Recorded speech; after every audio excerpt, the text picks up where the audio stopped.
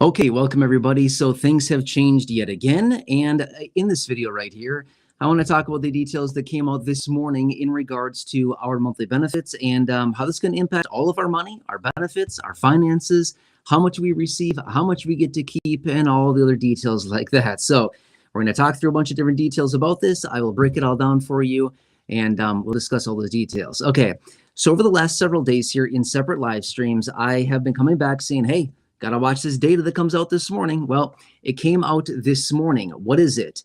Data point number two of the inflation data that we need to figure out how much of a raise we're going to be getting, as in the COLA. The COLA. I know some of you here in the community absolutely despise the COLA. I totally get that, right? Some people absolutely love it. Some people feel like, it's not really that all that great. I'm kind of right there with you. Sometimes it's really good. Sometimes it's really nice. Sometimes it's more annoying than it is anything. But this is basically the only raise that we get each year. It's not even guaranteed either, okay? So that's another thing as well. I saw a comment, I think it was yesterday, somebody reached out and said, well, this is the only guaranteed raise we get. And I was like, it's actually not even guaranteed. So anyway, remember, we need 3 data points, right? So the third quarter of the year is when we gather the inflation data to determine how much of a raise we're going to be getting to our monthly benefits. They use July, August, and September inflation data. Obviously, you know that. But here I am right here right now hosting this live stream on Thursday, September 11th. I like to always give the date to kind of give it perspective as to when this is taking place. So if you're watching the replay on this, you know when I'm hosting this live stream right now, okay? Thursday, September 11th, right here right now. It's about 6-ish p.m., give or take a little bit. East Coast time when I started this. I actually think it's a little bit before 6, but anyway, now you know. Okay, there you go. There's a quick date, time and date stamp. But anyway, we got August inflation data this morning. So we got data point number 2 of 3 data points. We only have 1 more to go, which will be coming out in a little more than a month in the middle of October. And accompanying that release of that data point right there will also be the official announcement on the COLA. But let's talk about where we are at right here, right now, okay? Now, here's what's interesting. The inflation data, as in the headline number that we probably all saw out there, if you saw any headlines that came out, if you saw it on your local news, or if you see it on your local news this evening, whenever you're watching things like that, you might see something like inflation moved higher, 0.4% month over month, or 2.9% year over year. That's true. That's the headline number. However, that's not the number that we want to watch. We want to look into the report and find the CPIW, which stands for Consumer Price Index for Urban Wage Earners and Clerical Workers. That's the number that we want to watch closely, and that's the one that we use to determine how much of a raise we're going to be getting. That's been the case since 1975. 50 years ago is when that happened. Get this, quick little side note trivia in case you do trivia or something like that. Prior to 1975, implementing the CPI, or the inflation data, to determine how much of a raise we're going to get, they used to have a special session in Congress to determine how much of a raise they would give to beneficiaries each year. Could you imagine how much of a mess that was, right? They probably never did it. I mean, I don't know what they did 50 years ago as far as lawmakers, but now they can't figure anything out, right? They can't get anything done on time. So I'm not sure how they would really get that done on time either for beneficiaries. Anyway, just beside the point there. Okay, so the CPI data came in this report right here for the month of August, 0.3% higher month over month, and 2.8% year over year, okay? Now, you've probably seen some estimates out there as well, okay? I know I've seen these coming out across the board. They always come out when we get the inflation data points all throughout the year. It's not just in the third quarter, but it's throughout the entire year. As these inflation data points come out, there's different groups out there that come out with their analysis and their projections and their forecasts. And to be fair, I do the exact same thing, right? But anyway, some different estimates that were coming out now are basically right around the range that we were a month ago. Last year, hello? It's me. I don't think it's working. Okay, it looks like it is. It's just not working on my end. Sorry. Okay. Do you see comments? I can't even get into the live stream. Okay. So it looks like it's working here, though. I'm just going to go try again. Okay. But I just... Hey, if anybody's here right now, we're not sure if this is working. Corey just busted in the door. She broke the door down, right? Okay. Anyway, if you're here, if this is working, can you drop a comment down below and just say like, yes, can hear you, it's working. If obviously, if nobody responds, then obviously it's not working. I'll just keep rolling. I'll just pretend that it is working. We'll see. Okay, where was I? Oh, okay. So a month ago, the projections were coming in at 2.7%. That was the projection as far as where the COLA would likely be ending, 2.7%. Okay. However, it ticked up 0.1% to 2.8. 2.8. We're rolling in the dough now. Yeah, come on, right? Let's start stacking cash, right? I'm kidding, by the way. I'm being very sarcastic right now. A 0.1% increase as far as the projections right now to 2.8% is the new projection that's out there across the board as far as what we're likely going to see. Remember, this is not the official release of the COLA, but rather this is the most recent projection as of today. Okay, we got one more data point to go. But here's what's really interesting that I want to point out super fast, which is we already have 2 data points. We need 3. In other words, 2/3 of the data that we need is already in. The last data point is going to need to be very big in either direction, either significantly higher or significantly lower to really move this number. Reason being is they average it all out and then they plot it over the inflation data for the same time frame last year, and that's how they determine the COLA. The difference in change is our COLA raise, okay? So my point being is that as I've been leading up to this report that came out this morning, throughout this week here, I've been coming out in live stream saying, this is going to be a big one. As soon as we get this second data point, I can really narrow the range down for you super tight as far as where the raise is likely going to land. Reason being is, like I just said, we have 2/3 of the data already in. We have 1/3 of the data to go. My point being is that unless we see a massive, massive move higher in inflation in the month of September or a massive, massive move lower, it's not going to move it all that much because they average it. Does that make sense? Because we already have the bulk of the data in. Does that make sense? Okay. So I'm going to give you quickly here in just a second my range, okay, my latest forecast, my latest projection as far as where we're going to sit, okay? I know there's some other people out there that talk about this as well, but what I think is funny about it, they come out and they're like, oh, we're going to give a range of between 2 and 4%. And I'm like, really? 2 and 4%? Like, I literally could have flipped a coin and said, yep, it's going to be close. You know what I mean? Like anything. The neighborhood squirrel literally could have guessed closer than a 2 to 4% range. That's ridiculous. Why would somebody even say that, right? So anyway, I've seen some other people out there give ranges that are like super wide, and I'm like, that doesn't help anybody whatsoever. My goal is to tighten this range up as possible. So a month ago on, what was it, August 12th. On August 12th, I came out, actually, no, I take that back. Based on the data that came out from August 12th, which was July's inflation data. So a few weeks ago, I was out in a separate video and I said, my forecast right now was between 2.6 and 3%. That was based on one data point. So obviously kind of a wide range. Now that we have 2 of the data points, we can tighten that up really, really tight here, okay? Here's my new forecast, my new range. If you care, I'll tell you right here. Based on this data, I'm going to say this much, between 2.7 and 2.9%. That's the range right now. If I have to narrow it down to one number, if I have to put money on one number and say it's all or nothing, right? We're spinning for this number. What's it going to be? My best estimate, my best guess, based on the data that we have right here, right now, is going to be 2.8%. That's my number right now. Okay. Obviously, it's all subject to change, but here's the thing. Because we have 2/3 of the data in right here, right now, like I said, we'd have to have a huge swing, either up or down, to really move this number quite a bit. And if we move it, it's only going to be moved like 1 or 0.2% at most. Okay, it's not going to move very much. So that's why I'm so confident by giving that range of saying 2.7 to 2.9%. But let's look at it from a dollar for dollar basis. Okay, just super fast here. I'm just going to use a quick example. If somebody is getting a $1,000 monthly benefit, the difference between a 2.7% raise and a 2.9% raise is literally $2 a month.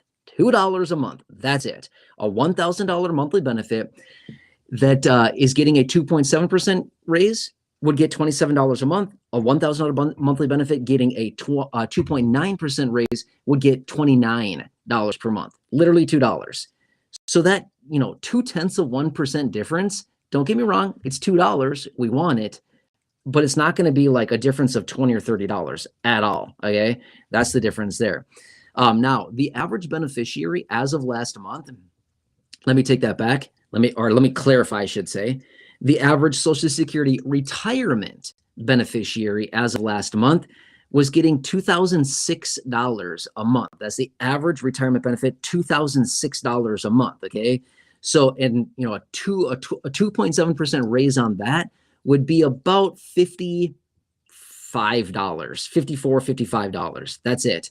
A 2.9% raise on an average $2,000 monthly benefit would be $59 per month. No, let me say that again. $58 per month. $58 per month. So there you go. It's not like a ton, right? It's not a ton at all. If that comes, if it happens to be that. So that's on the average benefit, by the way. Okay. So anything lower than about $1,000, actually, it's about $900 or so, or less. If somebody's getting about a $900 monthly benefit or less, here's the nasty part about it.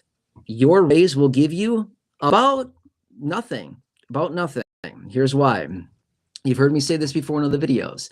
The Medicare Part B premium is slated to go up by 11.6% or $21.50.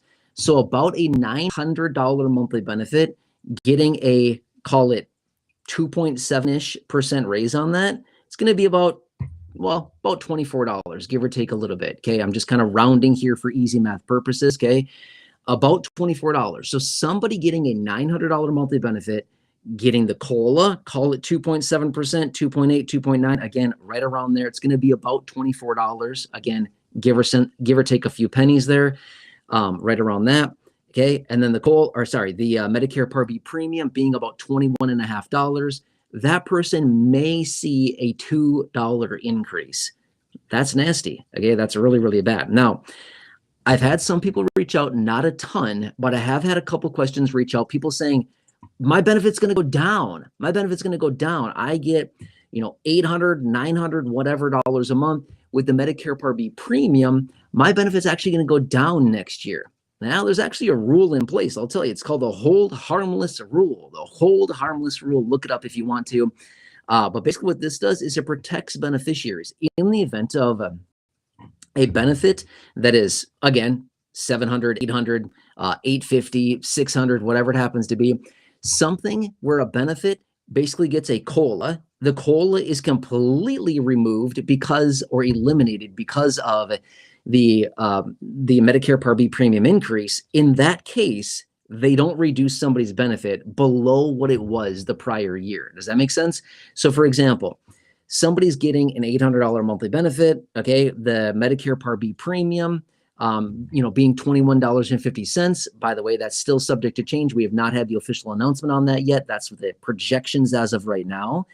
But with that, in that situation, basically their entire COLA would be wiped out because of the Medicare Part B premium increase. In that case, you might even see basically the premium be more than the COLA in that case. But that person's benefit will not be reduced. It'll stay the same because of the hold harmless rule, where essentially benefits will not be decreased beyond what the Medicare Part B premium is. Does that make sense? Okay, so it protects the lower income beneficiaries a little bit, like a teeny tiny bit, essentially basically saying, we're not going to reduce your benefit. We're going to take all of your raise. Don't worry, we're going to take your whole raise, but we won't reduce your benefit any further, right?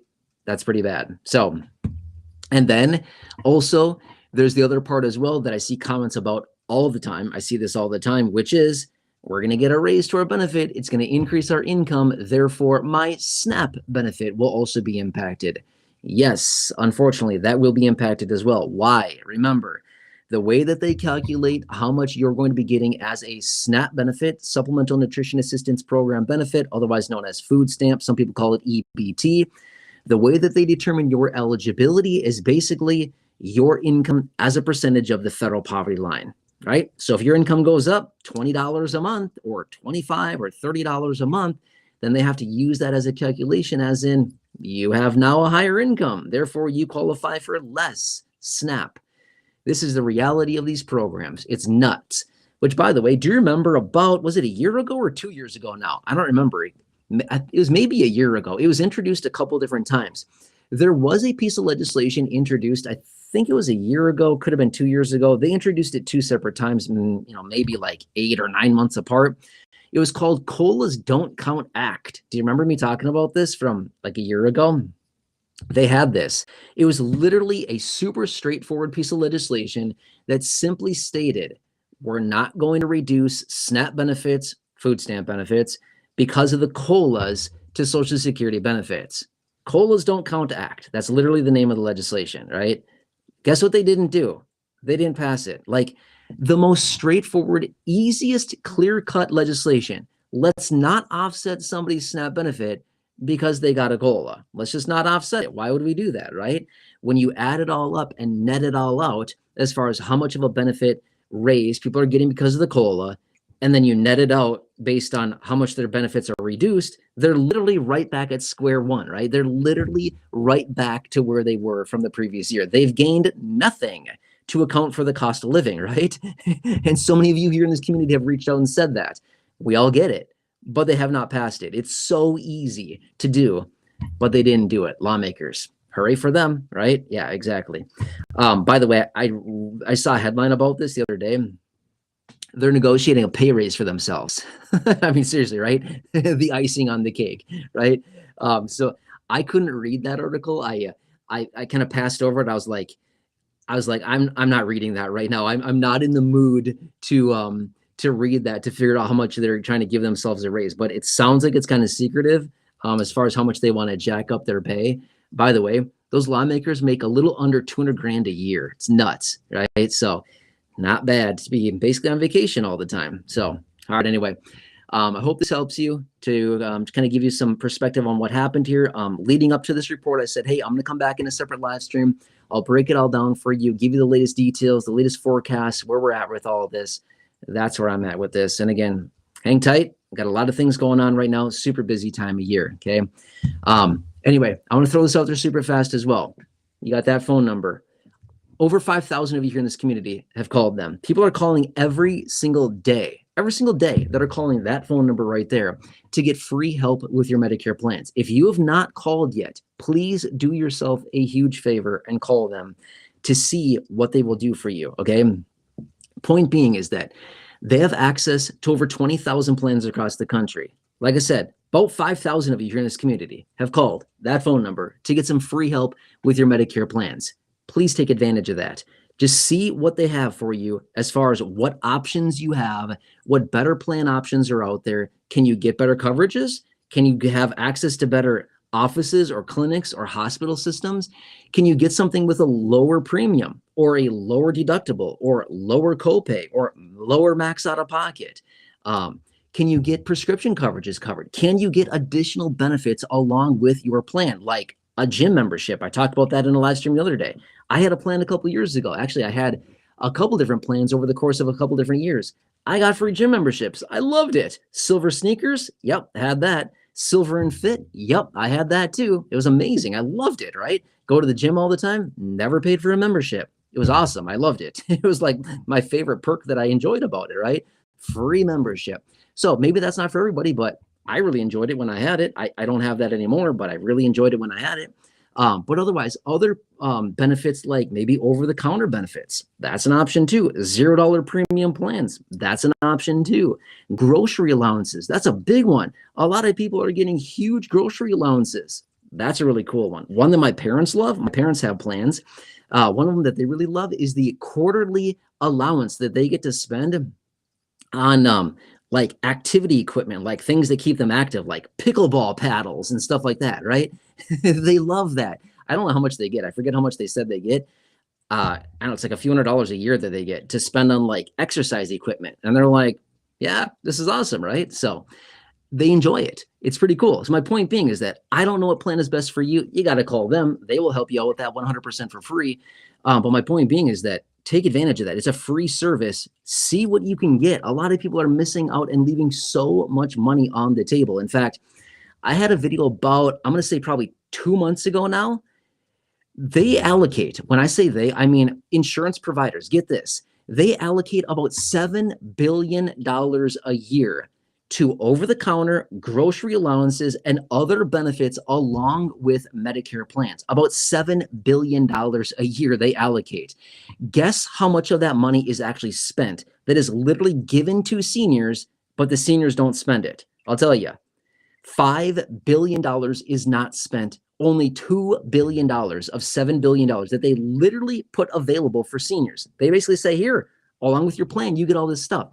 Seniors only spend $2 billion that is given to them for free. The other $5 billion, they lose because they don't spend it. My point being is that there's a lot of plans out there, and there's a lot of people that are leaving tons of money, $5 billion a year, just with these plans that have these extra benefits. It's a lot of money. We don't want to leave any money on the table. I'm not sure about you. I certainly don't, right?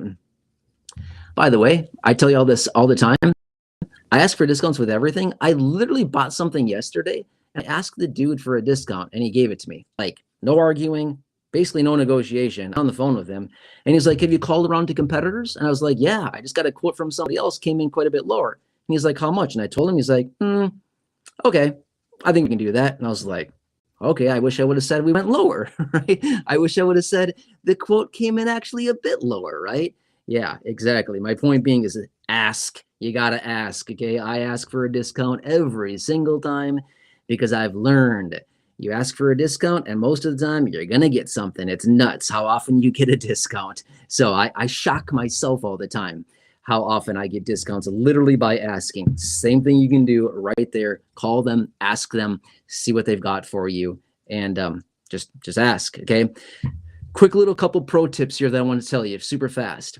If you have questions on Medicare, in fact, remember that book that I held up? I had a book sitting here on my desk. It's always sitting right here because I've been scanning it and reading it with my phone. It's a book that was written by a guy that I shouldn't say my wife and I interviewed here on the channel, Ari Parker, the co-founder of Chapter. Again, co-founder of them right there. We interviewed him, the co-founder of that, back in, I think it was February or March. Okay. Anyway, he wrote a book. I bought the book because I wanted to read it.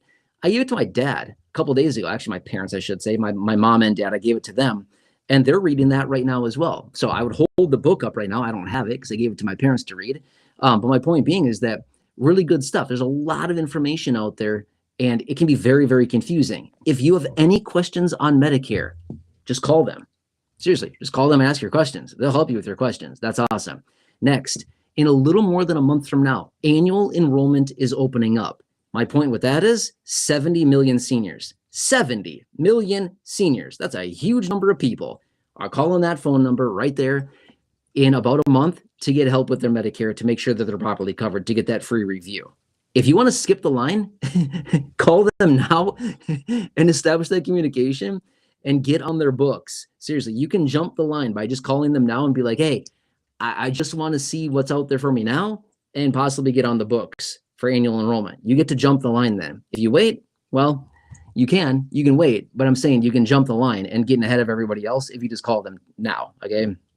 Anyway, totally free. You don't have to. It doesn't matter to me. It's for you. It's 100% for free. This isn't for me. It's not for anybody else. This is for you to take advantage of that and to help you out, okay? By the way, I love seeing the comments coming in from so many people reaching out saying, I saved all this money. I mean, I could rattle off all kinds of names and all kinds of money savings that I've been giving shout outs to in other videos lately. I think you would be, well, you probably heard them, but you'd be shocked with how much money, thousands of dollars a year, hundreds of dollars a month people are saving after talking to them. It's incredible. All right, anyway, let's leave it at that for now. I'm going to text my wife really quick and have her come and help me. So Corey, if you're watching, if you can come and help me out. But anyway, this is where we're at right now as of the latest forecasts with the latest data that came out, inflation data for the Social Security cost of living adjustment. By the way, it encompasses all benefits administered by Social Security. Yes, SSI is included. Yes, SSDI is included. Yes, VA is included. Yes, survivors, retirement, and spousal benefits are included. All benefits administered by Social Security get the COLA, okay? I can't tell you how many times this time of year I get questions like that. Hey, this sounds awesome. Does SSI get it? Yes, SSI also gets a COLA. Yes, SSDI also gets a COLA, okay? So that's all happening here. And yeah, so this is not the official announcement yet. Okay, this is the official inflation announcement, yes, but it's not the official COLA announcement yet, if that makes sense. All right, anyway, Corey's here to help me out. After you talk to them, drop a comment, use the word chapter, let me know how it goes, and I'll give you a shout out in a future video. All right, anyway.